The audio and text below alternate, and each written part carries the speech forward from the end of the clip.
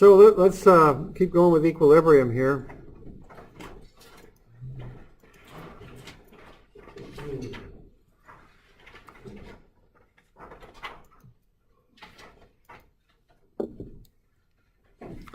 So the basic idea of the equilibrium that we're doing here so far is just sum of forces is zero. So if the object is not accelerating, the simplest case of that would be if it's not moving. Now there is a special case where something's moving at a constant velocity. That's still not accelerating.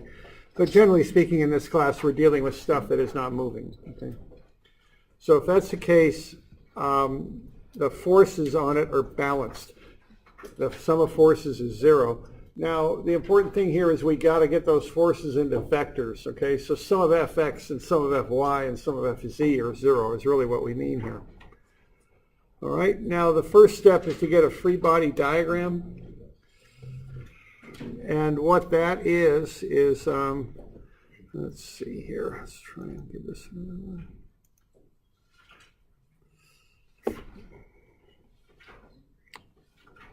All right, so what you want to do then is you want to draw a boundary around the object. And then once you have that, you want to draw in the forces. Now, forces are caused either by physical contact or by force fields. The only force field we deal with here is gravity. That's it, okay? So weight, and if it's not caused by weight, there has to be some physical connection to cause the force, okay? And then we got special types of forces. Cables, which pull in the direction of the cable. Frictionless pulleys, in which the force on the cable on either side of the pulley will be the same, so they're kind of equal and opposite. That's why the thing is not moving. And then springs, where the force is the spring constant K times the amount of displacement, which is S. Isn't that just Hooke's law? Yep. Yeah, it is. Yeah. Which is Hooke's law. I mean, Hooke's law is for materials, is how I think about it generally, but it's also, I guess, for springs too. Yeah. Okay, so there's a cable right there. You know, the only thing you can do with the cable in that position is pull up. Okay, there's a pulley. The force in either and the cable on either side will be the same, and they're both pulling because they're cables. So that's why that particular object is in static equilibrium, because we've got one force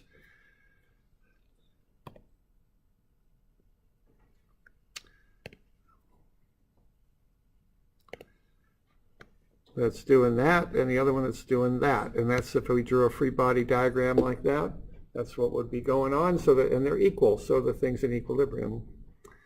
And then also we've got springs. We're talking about linear springs here, where there's a simple even wrap on the spring, constant diameter, even wrap. So that gets us a direct relationship between force and displacement, F equals Ks. There's a nonlinear spring, which in statics here we won't deal with, okay? All right, so we good with that? Okay. When we refer to a free body diagram, just to make sure I get the terminology, is that what, when you had two, you had the box being pulled by the car, and then you had a second one with just a box and an arrow with an F for a force vector. Is the second one, is that what we refer to as a free body diagram?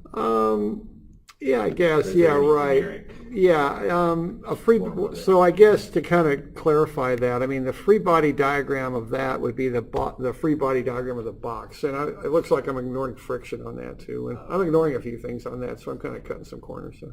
Okay. So I just wanted to make sure the terminology was. Yeah, okay. Yeah, free body diagram is, I think it was a force diagram on an object. You're kind of taking an object and breaking it down to a simpler state and showing the forces on it is kind of what you're doing. And we'll do it on this thing here. So what we got here on this example is we got a ring. We've got all sorts of stuff going on there. We got a spring, we got cables, we got pulleys, we got everything. So ring A is held in equilibrium by the two masses in the spring. The mass of ring A is 4 kilograms. The unstretched length of the spring is 0.8 meters. Spring constant is 450 newtons per meter. The pulleys are frictionless. Find the mass of B and C. Okay. Now, the intermediate step to getting those masses is going to be to find the forces in the cables. So what would you draw a free body diagram of to find the cable forces? See, part of this stuff is figuring out what to draw free body diagrams of. You know, you got to figure out what you need to pull out of the problem to solve for what you want. We want to find the masses of those weights, B and C. From that, I can pretty well infer that I want to get the forces in the cables.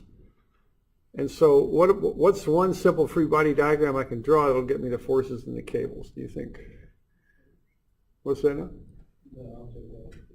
Yeah, the ring. Okay, so and that, you know, that's a decision you kind of have to get to, something you got to see. See, you want to draw a free body diagram of the ring. Okay, so why don't you do that? Put the stuff on the ring, get arrows on there and unknown and perhaps known forces. I don't know, and show them in their proper direction. Okay. Now, I will say that before I draw a free body diagram of a ring, what I do, at least in my mind's eye, is I do that. I draw a boundary around the ring, because anything I cut through is then what I would call a boundary, contact force. Okay, contact force. Mm-hmm.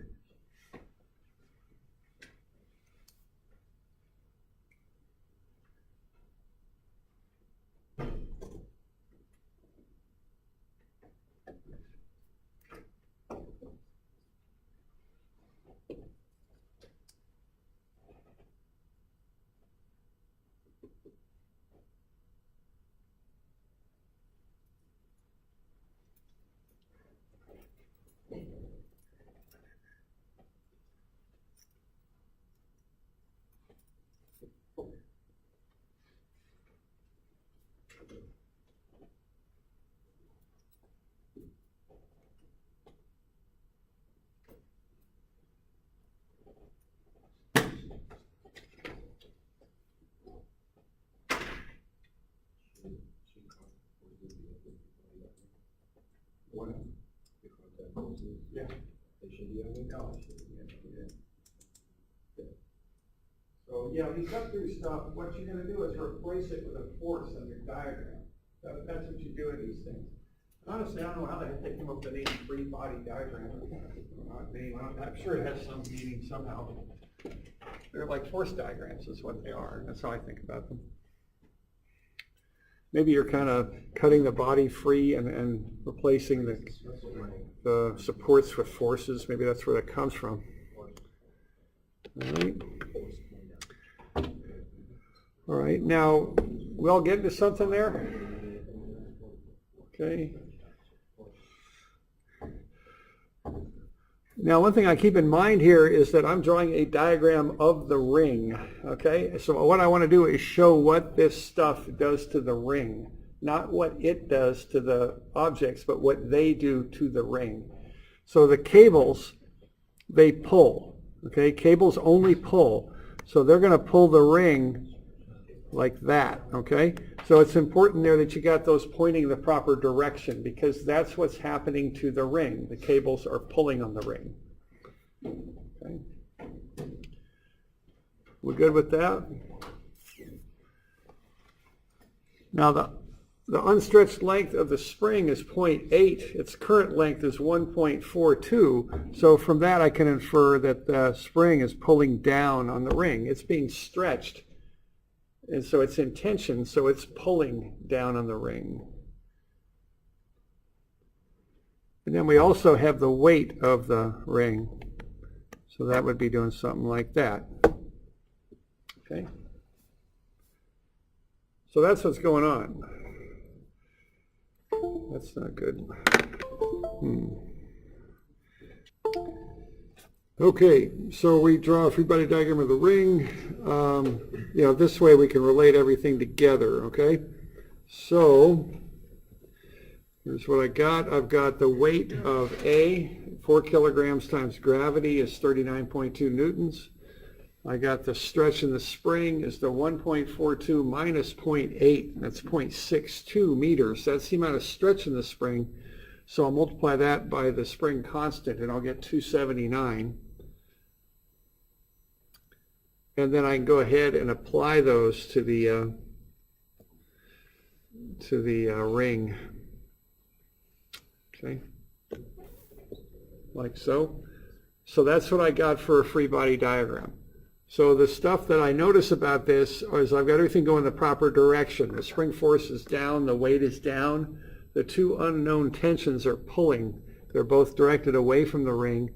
Plus I want those angles in there because that's going to be pretty important for how I solve this. Okay.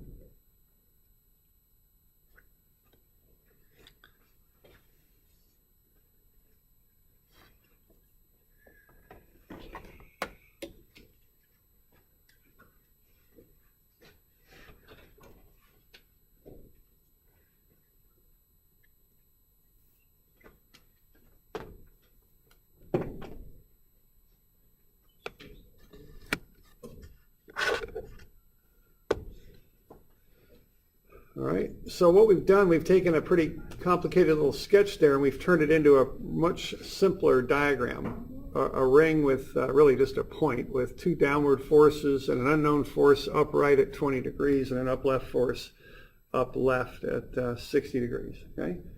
So that's what I've done. All right, now I want to solve, okay, is what I want to do. Now what I can solve with, I've got two different equations that I can use to solve this problem out. And what they are is sum of fx equals 0 and sum of fy equals 0. That's the vector, I'm in 2D, so that's the vector expression of sum of f equals 0. I look at the x direction, I look at the y direction. Okay? So that's the two ways I can go at this. Now that's not all bad because I've got two equations. I notice I've got two unknowns, so I should be able to work through things this way. Now I'm going to solve out two equations and two unknowns though, so I think I'm going to start with the simpler equation first. And so what I'm going to do, I'm going to start with sum of fx equals 0. And the reason I'm going to do that is primarily I can relate b directly to c. And also, I'm not going to have those weights involved in the equation, so I'll get a pretty simple, straight-up proportional relationship between FB and FC. So I think I'll start with sum of fx equals 0. So we doing okay here with that free body diagram? We got any questions? We doing all right? Okay. All right. So.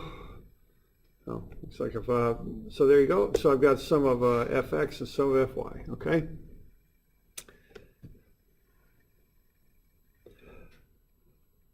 Now, here's what I'm doing.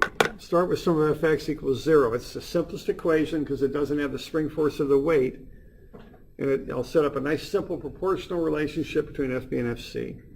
Then I can substitute that into sum of fy equals 0 is what I can do. Okay?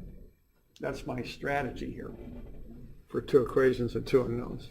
So that's what I'm up to. Okay.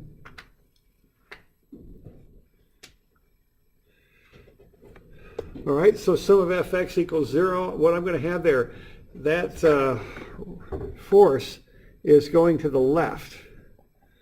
I've got two forces there, one to the left, and here's my ring. What I've got one to the left and one to the right, okay?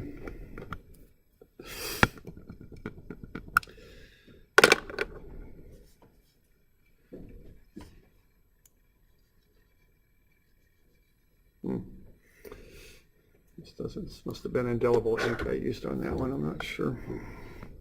Well, anyway, oh boy, now we're going to crash, okay. I think it's time to find a new. All part of it. Yeah, it is. I got to find a new PDF writer. That thing just has gotten a little frustrating for me. I got line 1 down there. Yeah, actually, I think there's one I can get, but anyway, I think I can find one. Equilibrium.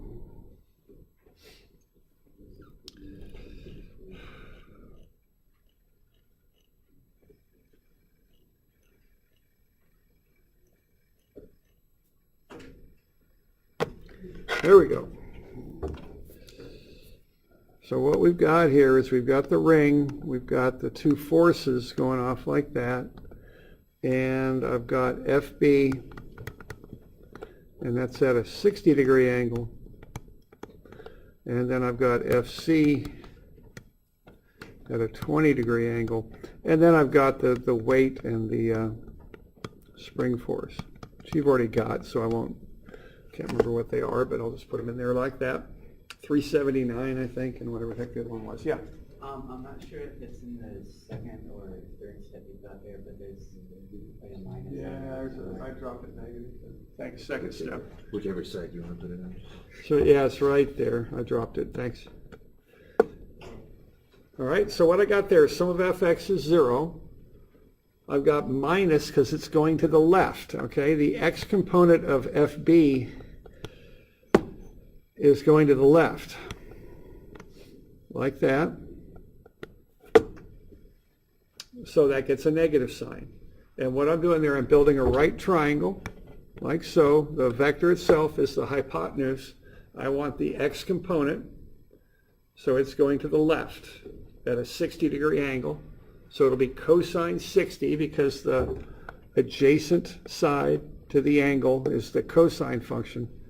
So I take that times the unknown FB to get my x component. I've got it negative because it's going to the left. And then similarly to the right, I've got cosine 20 FC. Okay, and I can drop that through. I can put the 0.5, which is cosine 60 FB on the right side of the equation, divide through by 0.5, and I'll get FB as 1.88 FC. Okay. So we're doing all right with that? Okay. So why don't you write up the sum of Fy equation? That'll be the next thing to do, and then we'll just substitute in and solve it. That's all we really have to accomplish here. So how about getting a sum of Fy equation? And what is F spring 379 or something? Is that what it is? We said it was 279. Oh, is it 279? Okay. And then how about the weight's 30 something? 39.2. Thanks, 39.2. There we go. All right. So just write up a sum of Fy equation, and then it's a substitution. You got a little bit of algebra to do, but that's about it. Okay.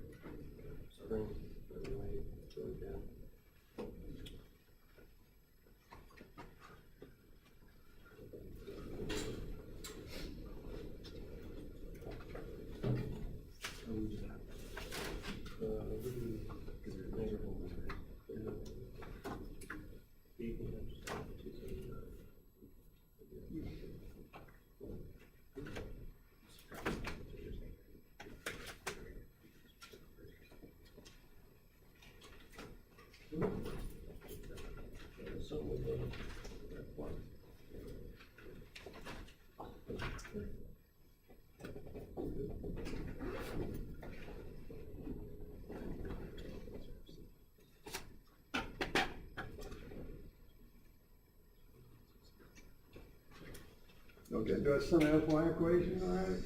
Any questions on that? Okay.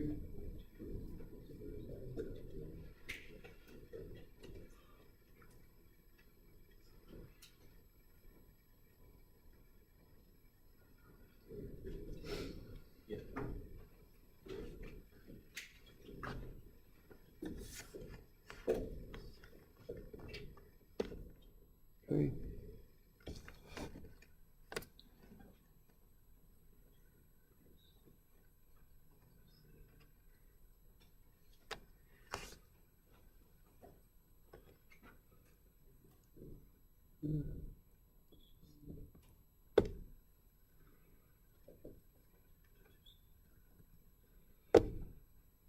So sine 60 FB up and sine 20 FC up minus 39.2 minus 279. Does that look about right for that sum of Fy equation? So we're just doing the same sort of thing with the trigonometry here, except we're going in the other direction, so to speak.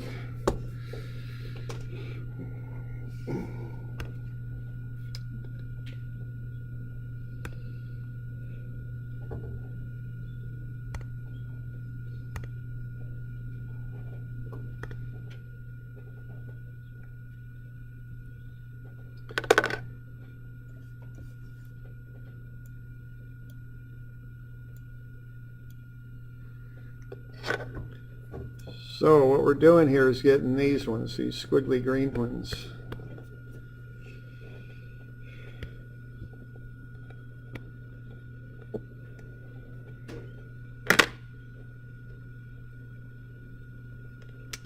Okay. Video connection. Does that again? Yeah, it does. So here, there. Those adapters cheap out. Really? Okay. We're way beyond chalk and blackboards, but there was some advantages to those advantages. But we're not going back, I know that. Never. No, well, at least I hope we're not going back. I need something very bad happening. There we go. Okay, so we get sine 60 FB up and sine 20 FC up minus the weight minus the spring force. That gets me down to that second equation. We okay with that? And then from there, Why did we subtract the weight and the spring force? the weight and the spring force are part of the free body diagram. They're part of the force diagram. They're acting down. They're acting on the ring. So, you know, we're writing up our equation for the ring, so we got to put it in there for sure. Okay. And they're kind of what those two wire forces are reacting to, right? They're pulling up because all that other stuff's going down. Okay. All right. And then from there, it's some algebra here. So two equations, two unknowns. We're going to take this down a little bit. There we go. All right, so then it's just a matter of substituting.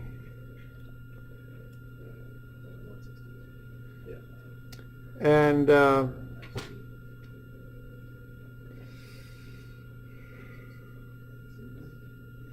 sorry, I'm just having trouble again with this. So what we got to 318.2 is 0.866 FB, which is sine 60 FB, plus 0.342 FC, which is sine 20 FC.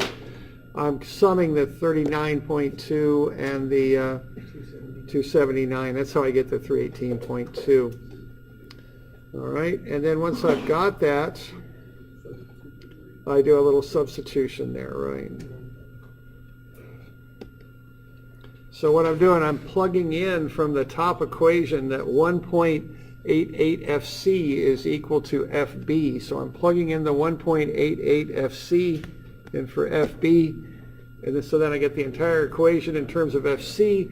So I get FC as 162 newtons. Then I plug that back into the sum of Fx solution that I got, and I'll get FB as 304. Okay.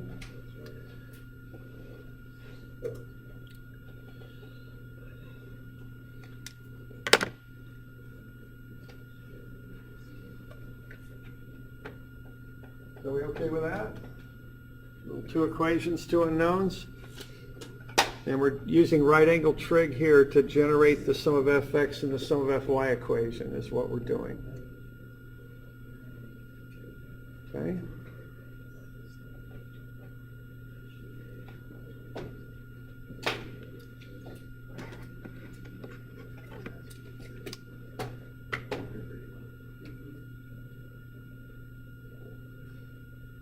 So any questions on that? Because we're not yet done. What we got are the forces in the cables. What are we looking for? Actually the masses, okay? So we're going to, now the forces in the cables are the weights, because, you know, and if you really need to prove that to yourself, you could look at the free body diagram for a cable, and if you really wanted to, I mean, you could draw a free body diagram like that and like that. So basically the forces are going up because they're pulling on the weights, and then the weights are going down. Okay? So the forces in the cables are the weights of the pulleys, but they're not the masses. We got to convert the weights of the pulleys back into masses is what we got to do. All right? So we can finish that off. We can take the weights and divide them by gravity. What we're doing here is using F equals ma, and we're using that particular version of that the weight is mg, and we're solving for the mass, which would be weight over gravity is what we're doing there. So we're taking the weights and dividing them by gravity, and we're getting the 162 divided by 9.81 and the 304 divided by 9.81. Okay? So we get 16.5 kilograms and 31 kilograms. And remember that, you know, we do statics on weights, not on masses, okay? So when you're doing statics, you use a weight. If you need a mass, you just convert it back when you're done, okay?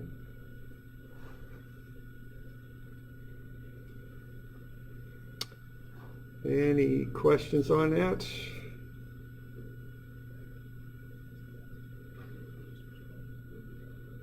Doing all right?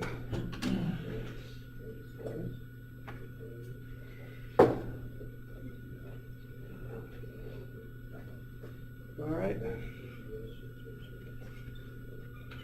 So that's some 2D equilibrium, and that's using right angle trigonometry is what that's doing.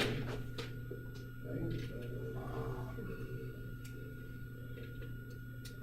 Now you can do 3D equilibrium also. Okay. But are we okay with that? So the 3D equilibrium, I've got a full page, just 248, kind of runs through the steps. Now, I think of 2D equilibrium, I do that somewhat informally with right angle trigonometry. With 3D equilibrium, I do it more formally with vectors because it gets more complicated. Okay, so I kind of approach these a little differently. They're both just using those sum of f equations, but I do it more formally in the 3D. I go into a full vector mode and build a matrix and do all that stuff, okay, to solve it out. Because I got an extra equation, and it gets a little bit trickier visualizing some of the angles. Okay. So here are the steps to solve out a 3D point equilibrium problem. These are point equilibrium problems because we're analyzing, we're not considering the object itself to have dimensions. We're just considering it to be a point. Okay, we'll get into objects that have dimensions later, but for now we're just doing equilibrium of a given point.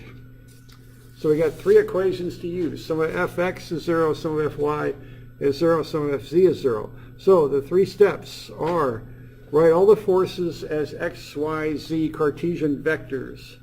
Now if you got unknown forces, you can still write it out as a vector. You just take your unit direction vector and multiply the force magnitude through it. Okay. Then I build a matrix, 3 rows, x, y, and z. I put the forces in columns, and then I solve out the matrix. That's how that goes. Okay?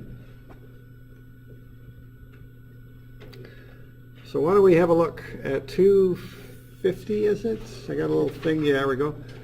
The sphere is held up by wires OA, OB, and OC, as shown. The sphere weighs 9,000 newtons. We also have a wind force on there down to the right.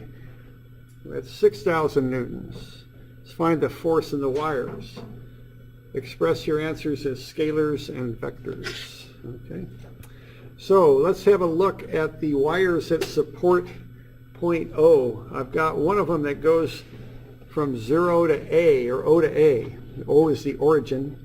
And that looks to me like it's going in the negative y direction. I've got another one from O to B, and that's going in the x direction. And then I've got a third going up from coordinate 0, 0 up to that other coordinate up there at C. Okay. So the kind of vector expressions for OA and OB are pretty simple. For OC, it's a little bit trickier. So how about getting a coordinate for point C? What's that going to be? A little coordinate practice there.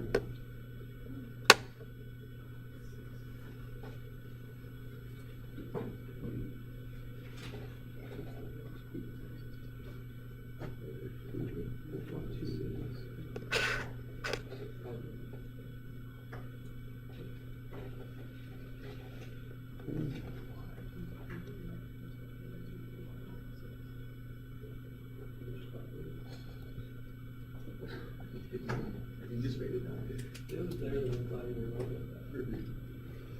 I think I did.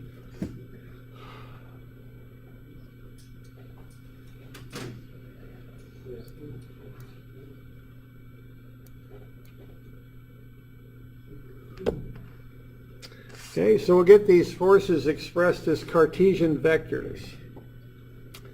So there's a start on doing that.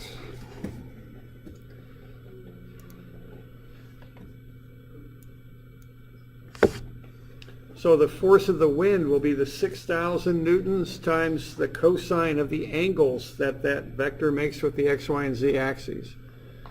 74, 17.54, and 97.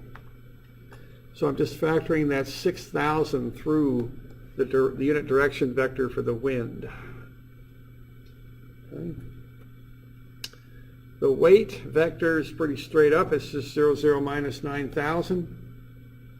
FA and FB are pretty straight up too. Notice I'm calling FA negative FA because it's going in the negative y direction. So that's 0, negative FA is 0 because FA goes in the y direction, negative. And then FB is in the x direction, so that's FB 0, 0. Okay?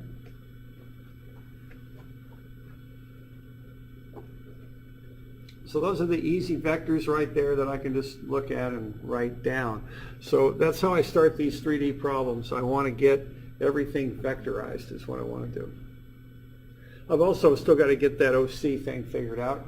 If we got a coordinate for that, we should be able to work through that okay. Okay.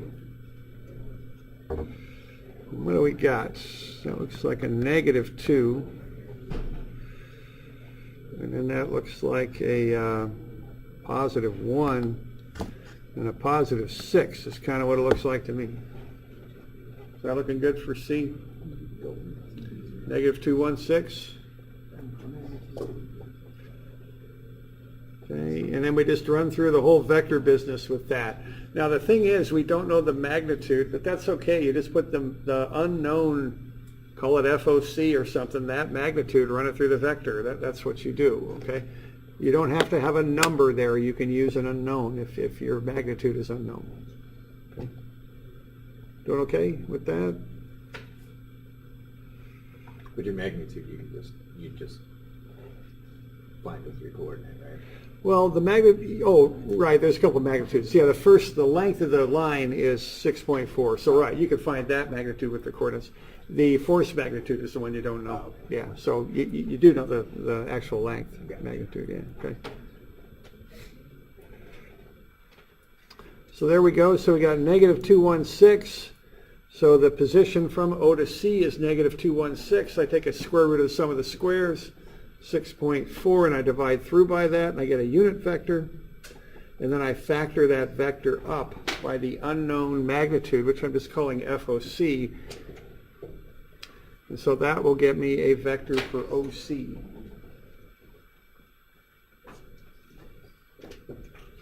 Okay.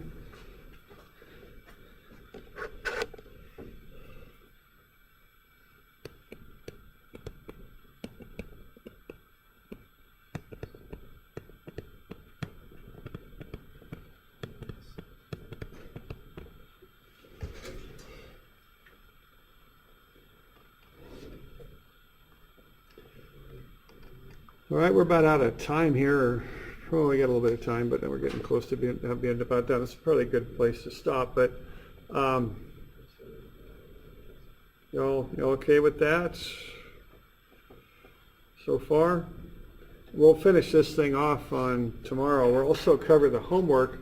So I just assigned 171 and 173. What else do we got going on? Was it 162?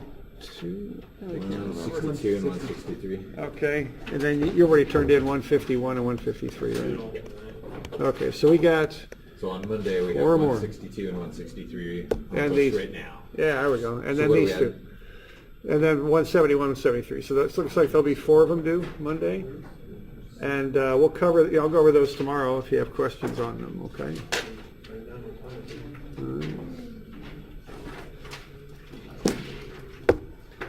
We're good to go?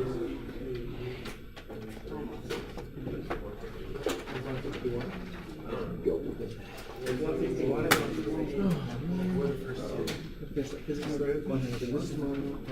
got 162, 163, 171. Okay, now one thing on 173 I want to call out is for part 2, and that is that A and F are not at the same height. Just to clarify that.